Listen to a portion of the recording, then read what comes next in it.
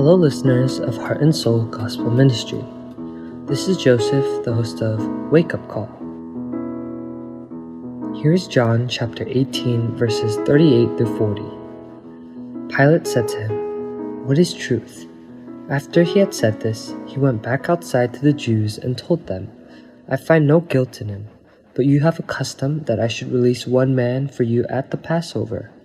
So, do you want me to release to you the King of the Jews?" They cried out again, "Not this man, but Barabbas." Now, Barabbas was a robber. Barabbas is a figure who is introduced in all four Gospels.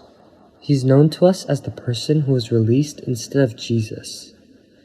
Matthew chapter 27, verse 16 says Barabbas was a well-known prisoner.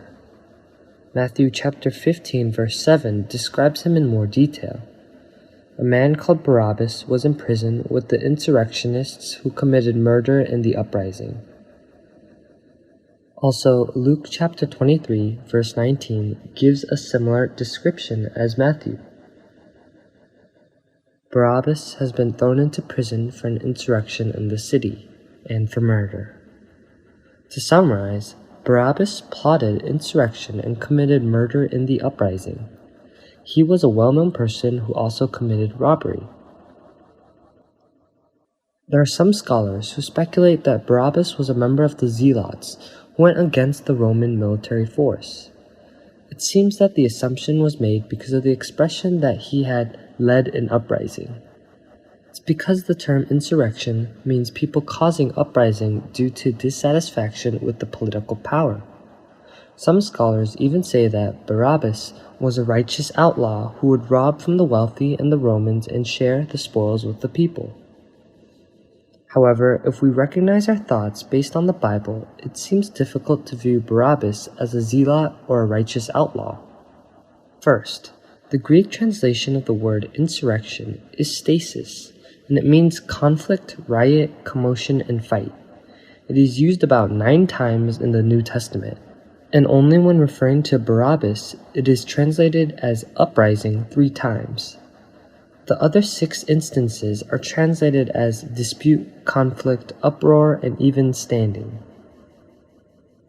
Therefore, although it is clear that Barabbas caused a riot and conflict, it's hard to say that he was an insurrectionist. Furthermore, the Gospel of John, which was written last among the 4 Gospels, distinctly describes Barabbas as a robber, unlike the other Gospels.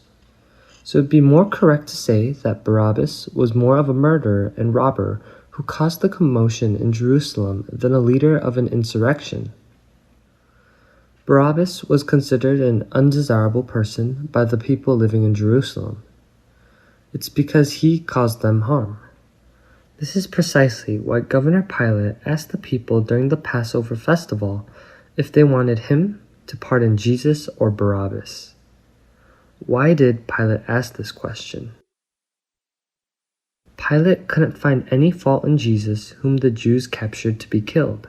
From Pilate's perspective, he hoped that by presenting the choice of either releasing Jesus, who had committed no crime, or Barabbas, a hated murderer and robber, the people would choose to release Jesus instead. It was Pilate's intention to release Jesus instead of the detestable Barabbas and dismiss the Jews' request to kill Jesus.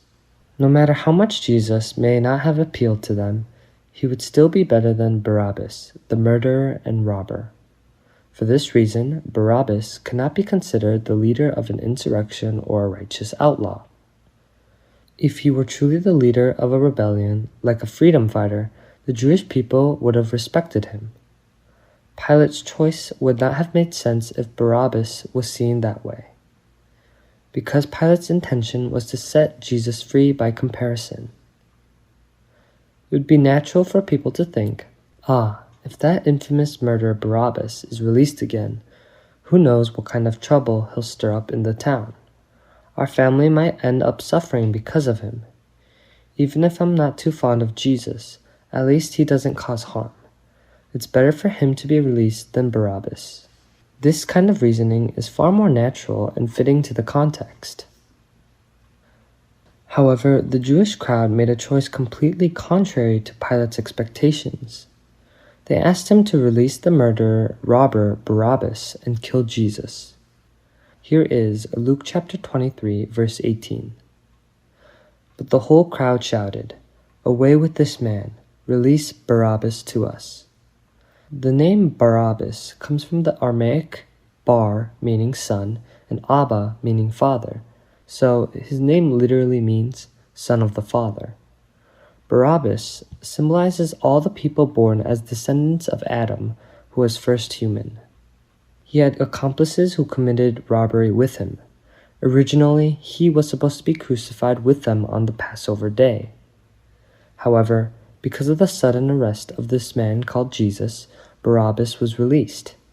He was supposed to die with the other two robbers, but instead he was set free, and on the cross that was meant for him. Jesus was crucified in his place, alongside Barabbas's two accomplices. What kind of life do you hope Barabbas lived after being released that day? Or what kind of life would have been proper for him to live? Of course, neither the Bible nor church history records what happened to Barabbas after that day. But what if we were to hear that Barabbas, after being released in place of Jesus and gaining his freedom, continued to live as he did before, committing robbery and murder? How would that make you feel? What would we say to him? "Barabbas, how can you do that? Don't you have a conscience? You were about to die, but Jesus died instead and you have been released. If so, shouldn't you thank Jesus who died on the cross instead of you? Shouldn't you get rid of your past sin and live for the one who gave you life?" Wouldn't we say something like that to him? I know I would. And honestly, those are the very words I want to say to myself as well. Beloved Heart and Soul Gospel Ministry listeners, are you living the way you believe Barabbas should have lived after that day? Are you living the very life you would expect from him? Do you realize that Jesus took your place on that cross, the very cross that you were meant to bear, and that you have been set free? Here is Ephesians chapter 5, verses 14 through 17. This is why it is said, "Wake up, sleeper, rise from the dead, and Christ will shine on you. Be very careful, then, how you live, not as unwise, but as wise, making the most of every opportunity, because the days are evil. Therefore, do not be foolish, but understand what the Lord's will is." We must be awakened from our slumber of faith and carefully consider how we live, not as unwise, but as wise, making the most of the time given to us, understanding the Lord's will and living according to it. The days are evil. The world will continually try to weaken our faith and push us to compromise. Let us not fall into temptations of this world, but instead live for Jesus, the one who died and rose again for us. I hope to meet you again at this time next week. Goodbye.